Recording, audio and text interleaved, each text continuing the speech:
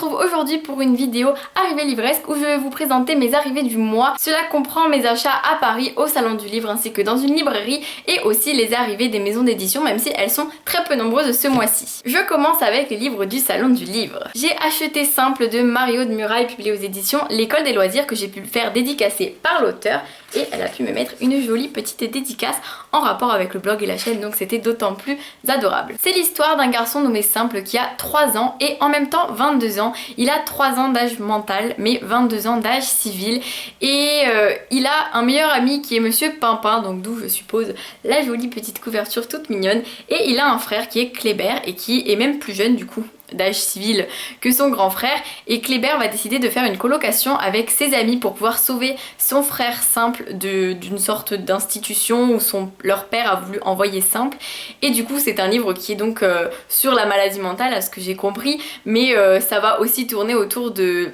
la vie en colocation qu'il va pouvoir y avoir entre tous ces adolescents, mais surtout avec Simple, ça rend tout de suite les choses moins simples, plus compliquées. Bref, je fais des jeux de mots nuls, mais c'est vrai quoi. En tout cas, il a l'air génial, j'adore la plume de Mario de Muraille, donc j'ai vraiment hâte de me lancer dans cette découverte et j'espère qu'il me plaira. Au salon du livre, mon chéri m'a offert 2 livres, dont La décision de Isabelle Pandazopoulos, publié aux éditions Gallimard dans la collection Pôle Fiction. C'est l'histoire d'une jeune fille qui un jour a un malaise et quand elle se réveille, elle vient d'accoucher d'un enfant dont elle ignorait totalement l'existence. Elle ne savait même pas qu'elle était enceinte et donc on va suivre sa vie avec ce nouveau bébé qui entre justement dans sa vie et elle ne peut rien y faire quoi, elle doit faire face à tous ses problèmes et voilà, c'est vrai que c'est un livre qui m'intrigue énormément, que je veux lire depuis très longtemps et je sais qu'énormément de gens l'ont aimé, donc j'espère que je vais apprécier moi aussi et ben on verra bien ce que ça va donner, mais je ne le lis pas tout de suite pour une raison que vous verrez plus tard dans la vidéo. C'est une raison assez rigolote, mais voilà, je le lis pas tout de suite, mais je le lirai très vite parce qu'en plus il est court et je pense que voilà, c'est un très bon livre que je peux lire comme ça assez rapidement et en même temps qui va me faire passer un moment très fort, je le pense. Et du coup le deuxième cadeau de mon chéri, c'est Le combat d'hiver de Jean-Claude Morleva, publié aux éditions Gallimard dans la collection Pôle Fiction, donc les 2 livres de la même collection. J'adore cette collection même si on m'a dit que plein de gens ne l'aimaient pas parce que c'est tout jaune, mais moi je trouve ça super joli parce que plus on a de livres de cette collection, plus on a les petites miniatures de la couverture, je trouve ça super joli, donc voilà, je suis fan de cette collection et à chaque fois que j'en vois je peux pas m'empêcher de les acheter, donc c'est difficile de résister. Le combat d'hiver, c'est un livre avec un résumé très énigmatique. C'est l'histoire de 4 adolescents qui sont dans un orphelinat prison entre guillemets et qui décident de reprendre la lutte perdue par leurs parents quelques années plus tôt, 15 ans plus tôt, et je n'en sais pas plus. C'est un combat pour la liberté. Je n'en sais pas plus, mais c'est vrai que ce livre a l'air très bon d'après les échos que j'en ai eu. Donc du coup, je me suis laissée tenter et je vais enfin découvrir Jean-Claude Morleva dans un livre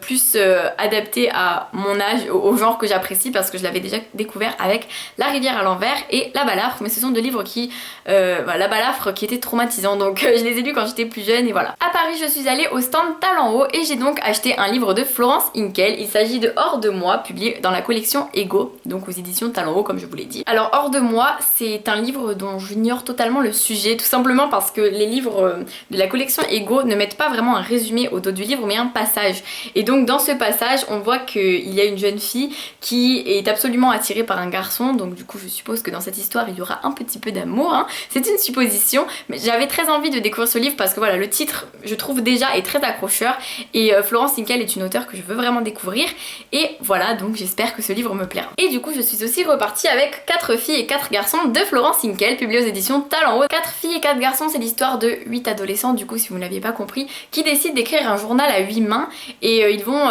dans le résumé on lit qu'ils vont tirer au sort pour le passage et qu'à chaque fois ça fait une fille, un garçon, une fille, un garçon.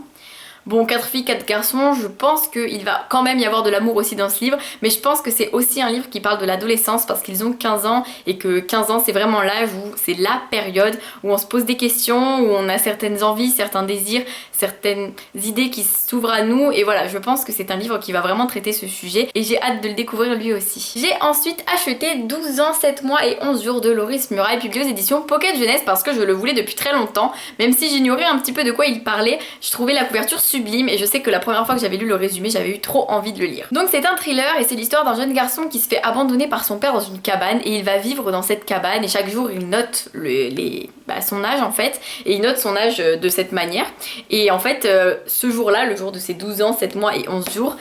il va se passer quelque chose d'étrange que j'ignore totalement et que j'apprendrai quand je lirai ce livre. J'ai vraiment hâte de le lire, j'espère que ça me fera pas trop peur et puis voilà, j'espère que ce sera une bonne lecture, mais je n'en doute pas, j'ai tellement envie de le lire que je pense que je ne serai pas déçue. Donc pour les livres du salon c'est bon, mais ensuite le lendemain du salon du livre, le dimanche, je suis allée à la librairie Shakespeare & Co. Si vous ne connaissez pas, c'est une petite librairie dans Paris à côté de la cathédrale Notre-Dame et du coup bah bien sûr je ne pouvais pas ressortir sans un livre, mais c'est une librairie VO, c'est-à-dire c'est une librairie anglaise qui ne vend que des livres en anglais, donc me connaissant, je ne sais pas quand je lirai ce livre, mais j'avais très envie d'acheter Boy Meets Boy de David Levitan, publié aux éditions HarperCollins. C'est une histoire qui aborde le thème de l'homosexualité, donc comme énormément de livres de David Levitan, et là ici on assiste à, pour l'instant je n'en sais pas plus, à une histoire d'amour qui va peut-être commencer, du moins à un personnage qui tombe amoureux, mais bien sûr les peines de cœur peuvent arriver à tout le monde, et du coup bah je n'en sais pas plus. J'espère que ce livre me plaira, je pense que quand je le lirai, je ferai une sorte de mini vlog pour vous parler de ma première lecture VO et j'espère que ça vous plaira, comme ça vous pourrez voir ma première expérience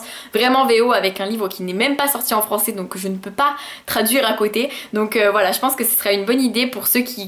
d'entre vous qui veulent se lancer, qui ont un peu peur. Sachez que moi aussi j'ai peur. Maintenant on passe au service de presse, donc le premier que je veux vous présenter c'est Immaculée de Kathleen Detweiler, publié aux éditions Robert Laffont dans la collection R, et c'est à cause de ce livre que je voulais vous dire que je ne lisais pas tout de suite La Décision. C'est l'histoire de Mina qui a une vie tout à fait normale, qui est une jeune fille très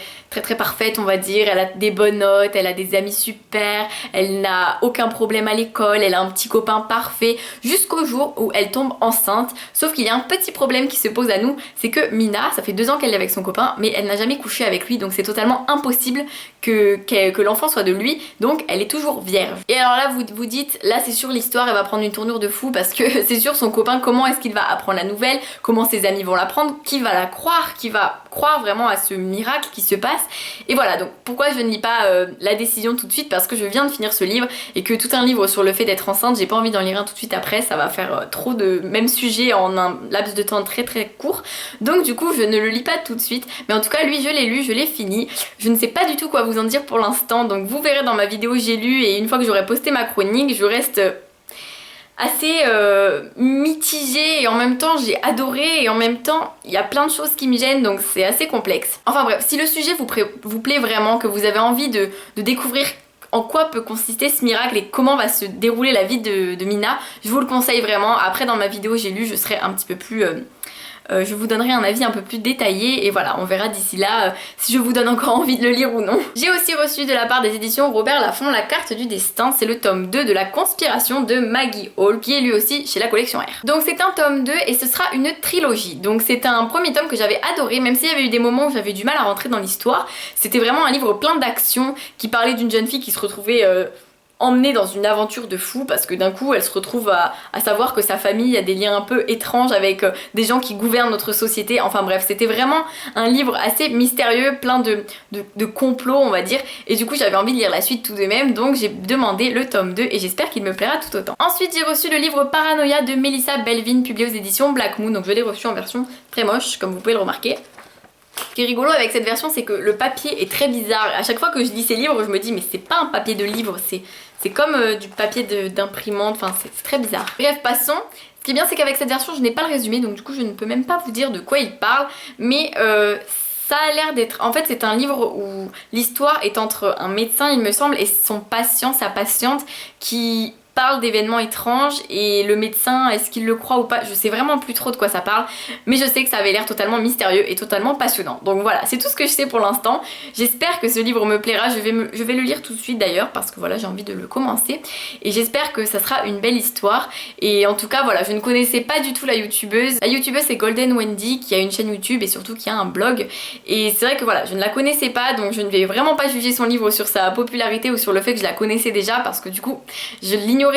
totalement qui était cette personne. Donc je vais découvrir Melissa Belvin en tant qu'écrivain avant tout, et j'espère que ce roman me plaira. Et enfin, dernière réception, si je ne l'ai pas déjà montré dans le book haul précédent, il s'agit du livre Le Jeu du Maître de James Dashner, publié aux éditions Pocket Jeunesse, qui est un roman qui est donc une nouvelle trilogie du célèbre auteur de la saga Le Labyrinthe. Et cette trilogie, elle va parler d'un monde totalement virtuel, c'est-à-dire on est vivant, on est des humains, on est réel, mais chaque soir quand on rentre on a le droit de se coucher dans une sorte de cercueil on va dire, et dedans en fait on vit comme si on se téléportait dans un autre monde en quelque sorte, même si on est dans le cercueil, on est dans une réalité virtuelle et on a plein d'aventures, on peut télécharger des jeux, etc., etc. Et à ce moment-là on peut vivre des aventures de fou et bien sûr on a toutes les sensations grâce à des petits trucs qui se plantent dans notre corps, rien que ça me... Et grâce à ces petites choses, et bien du coup on peut ressentir si on se prend un coup, on a mal, si on vit un événement vraiment heureux, on ressent vraiment du bonheur, si jamais on nous brûle la peau, on a vraiment la sensation d'être brûlé, donc voilà, c'est génial. Bref, le concept est top et il y a des soucis, c'est que il y a des séries de suicides qui se passent dans le jeu virtuel, sauf qu'on se rend compte que les personnes dans la vraie vie meurt aussi. Et du coup voilà, donc Michael ainsi que ses deux amis vont décider de se pencher un peu plus sur ce petit souci. Et moi j'ai déjà lu le livre, j'en ai déjà parlé dans ma vidéo J'ai lu si jamais vous voulez mon avis détaillé, mais malheureusement je n'ai pas apprécié ce livre et je pense vraiment que je ne lirai pas le tome 2 parce que